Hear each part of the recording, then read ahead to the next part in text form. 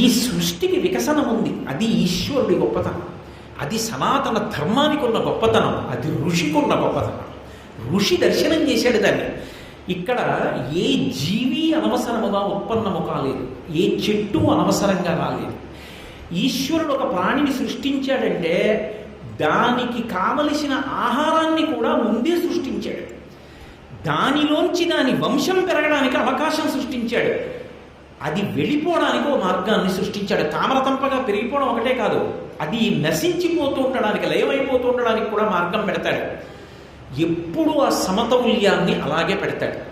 ఎంత జలరాశి ఉండనివ్వండి, సముద్రం చెరియలి కట్ట దాటి ఊరి మీదకి రాకూడదు, అది అలాగే ఉండాలి.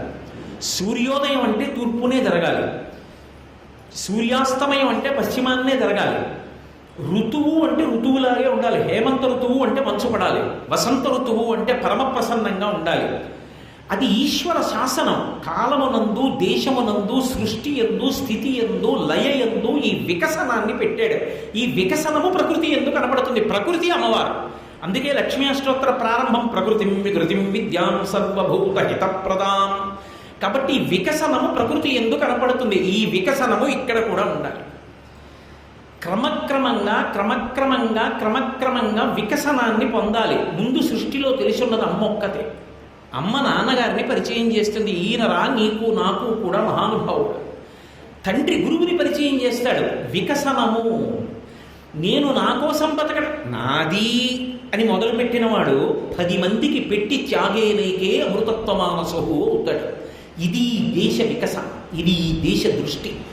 దేని యందు కూడా కేవలం భోజ్య దృష్టి ఉండదు. నన్ను అనుభవిద్దామనడు. ఏది కనపడినా ఈశ్వరుని యొక్క అనుగ్రహం అలా వచ్చింది.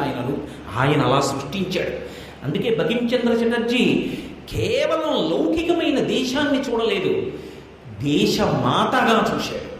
వందే మాతరం, వందే మాతరం, సుజలాం సుఫలాం మలయజ శీతలాం సస్యశ్యామలాం మాతరం వందే మాతరం. ఇది భారతీయ దృష్టి. ఈ దృష్టికోణం నుంచి జారిపోనంత కాలం దేశ వైభవం అలాగే ఉంటుంది. ఇది వికసనం. ఆ వికసనము ప్రకృతి పరంగా అమ్మవారు అందుకు తామరలో ఉండడం, ఆవిడికి పద్మంతో అంత సంబంధం ఉంది అని చెప్పడానికి కారణం అది. కాబట్టి ఇప్పుడు అటువంటి శ్రీ లక్ష్మి అరవిందమునందు ఉంటుంది. అరవిందమునందు ఉండేటటువంటి లక్ష్మికి భర్త శ్రీ మహావిష్ణువు. ఆయన ఎక్కడ ఉంటాడు? క్షీరసాగరంలో ఉంటాడు. క్షీరసాగరంలో ఆయన ఉన్నప్పుడు ఆవిడెక్కడ ఉంటుంది? పద్మంలోనే కూర్చోదు, ఆవిడ కాళ్ళ దగ్గర కూర్చుంటుంది. ఇది గమ్మత్తు. శ్రీపతి అన్న మాట ఆయన ఉత్తినే వేయలేదు శంకరాచార్యులు గారు.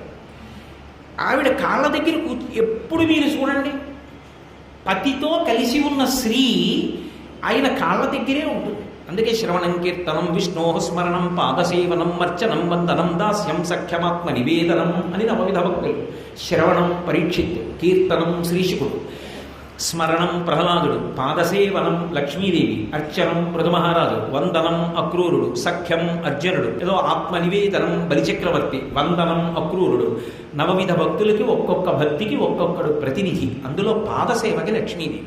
అప్పుడు కూడా ఆవిడ కాళ్ళ దగ్గర కూర్చుని కాళ్ళు పిసుకుతూ ఉంటే, నల్లని నీ కాళ్ళ మీద ఎర్రని చేతులున్న మా అమ్మ హస్తములు అసలే కోమలమైనవేమో ఆవిడ గట్టిగా ఒత్తుతుంటే ఇంకా ఎరుపుతనం వచ్చి ఆవిడ వేళ్ల మధ్యలోంచి ఆ ఎరుపు కాంతులు పైకొస్తున్నప్పుడు నీ నల్లని పాదముల మీద పడితే వెనక ఉన్నటువంటి ఆధారమైనటువంటి ఆచ్ఛాదన ఈ రంగుని బాగా స్ఫుటం చేసి మాకు నల్లని పాదముల మీద అమ్మ చేతుల యొక్క ఎర్రని కాంతులు పడుతున్నట్టుగా నీ పాదములను మేము భావన చేసి శరణ చేస్తున్నాము వెంకటేశ్వర అని మనం స్తోత్రం చేస్తున్నాం.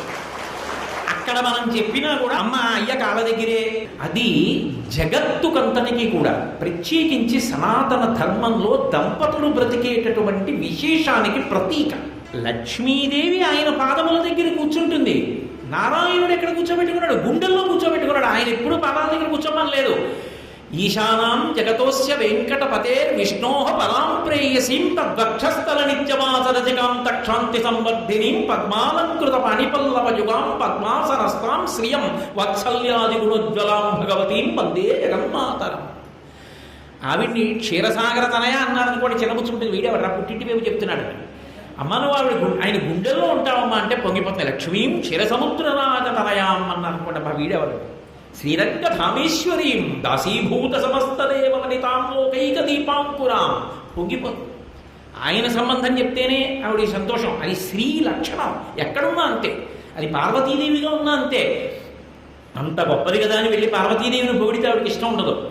విపంచాగాయంతి వివిధమపుదానం పశుపతే, పరమశివుడి మీద కీర్తన పాడితే ఆవిడ సంతోషిస్తుంది.